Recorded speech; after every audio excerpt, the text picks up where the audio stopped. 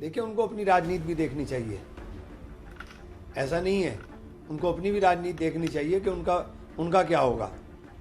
ये ऐसे लोग हैं झांसे में लेकर के पटक कर ऐसा मारते हैं कि पानी भी नहीं मांगता आदमी।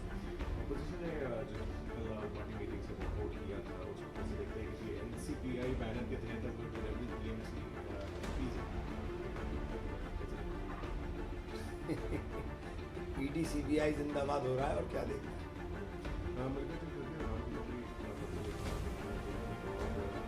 जल्द से जल्द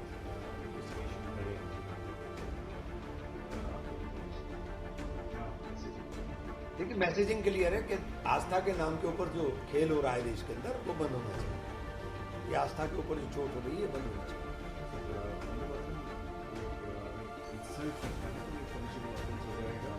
कोई इंसल्ट करता ही नहीं। कौन करेगा इंसल्ट भाई देश में?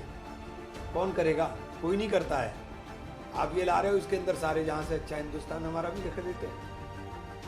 बहुत खूबसूरत गीत है, हर जगह पढ़ा जाता था।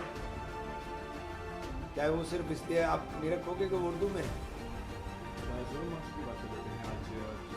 मार्च की बात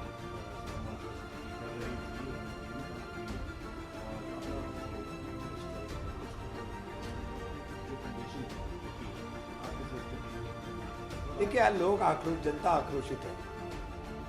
एक क्लिक की देर हो रही है और वो क्लिक हो रहा है, बस।